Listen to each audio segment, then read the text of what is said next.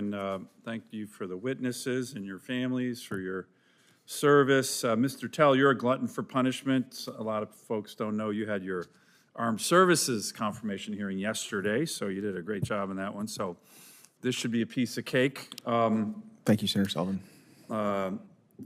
By the way, in my state, I'm going to focus a lot on Alaska. I appreciated our meetings, Mr. Telle and Mr. McMaster. Hard to build anything in Alaska, right? You want to build a road, a sidewalk, you usually get, 12 radical far-left environmental groups that sue to stop. We had the King Cove Road. We've only been trying to get that done for 40 years, a 9-mile single-lane gravel road that every Democrat in the country, including, God rest his soul, Jimmy Carter, writes op-eds, can't build a road in Alaska. So, and then it went so bad, we had the Biden administration's last frontier lockup. My great state suffered through 70 executive orders and executive actions from the Biden administration, singularly focused on Alaska. I like ripping this up because that's not the issue anymore. We now have President Trump, who issued his day one executive order called Unleashing Alaska's Extraordinary Resource Potential. And Mr. Telle, as you and I discuss, there's a lot of great provisions in here. This is all about getting things done in Alaska, not crushing us, as the radical left wants to do. And there's a really good provision about the Corps of Engineers. I'm going to read it to you. The Assistant Secretary of the Army for Civil Works, that's you, shall immediately review, revise, or rescind any agency action that may in any way hinder, slow, or otherwise delay any critical project in the state of Alaska. That's from the president. So will you commit to abide by that very expansive provision to get things done in my great state after 4 years of being crushed by the previous administration? Senator Sullivan, absolutely. And when I visited your office, I tattooed the executive order that the president issued on Alaska on my heart. By the way, that's a great answer. And I will go ahead and read the second paragraph to you from memory, which essentially says that I shall, if confirmed, coordinate as closely with the governor of Alaska as any human could possibly coordinate. Good. And the senator from Alaska. Of course. Yeah, okay, just double checking on that. We talked about the Juneau Glacial Lake outburst flooding. You want to talk about a unique issue in Alaska? We've had this flooding that pretty much happens now every summer. It's amazing it hasn't killed anybody, and we need the Corps' help, right? This is a unique challenge. It's uniquely, the Corps is uniquely qualified to help us. You can't have flooding. I went and toured where this happened this past summer. Over 200 homes were flooded. This is, we got to fix it. And the Corps initially said when I went to him, well, Senator, we're going to work on this. We think it'll be 10 years to study and fix this. Say what?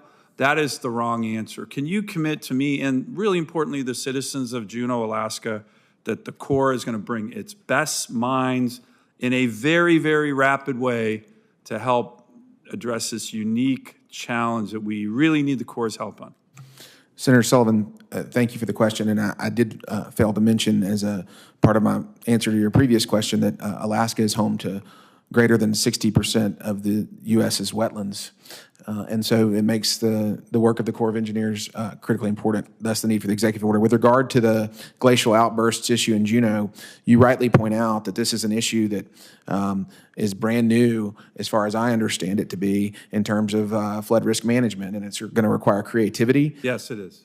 And the Corps of Engineers was made to solve tough problems, and so I look forward to working with you, with the surrounding communities, to try to solve this challenge. Great, thank you. In an expedited manner, not 10 years. That's just... In an expedited manner, Senator. Thank you. You and I talked about the Ambler Road, the Port of Nome, so I'll just submit questions for the record.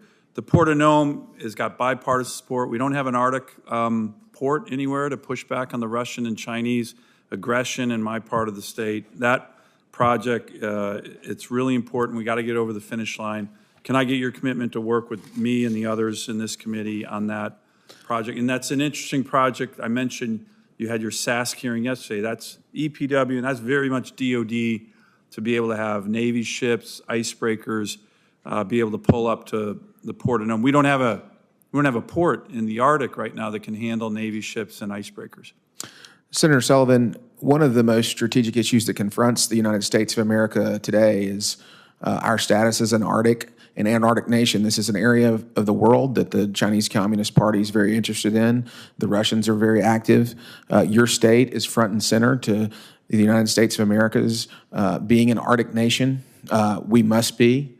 And it seems to me that if we're going to be an Arctic nation, that Alaska ought to be one of the key launching points of that force projection and power projection and economic projection. And so I look forward to working with you to help make the case for the strategic nature of Alaska and the Port of Nome as it relates to the United States asserting itself as an Arctic nation. Great. That's a great answer. I really appreciate your expertise on that. Finally, I'm going to submit, Madam Chair, for the record, a number of other questions. Just, Mr. McMaster, I mentioned to you, we're a resource-rich, infrastructure-poor state. We have less road miles than Connecticut, and we're almost 120 times bigger. If Senator Whitehouse were here, I would say we're 491 times bigger than Rhode Island. He doesn't like when I say that, but it's true.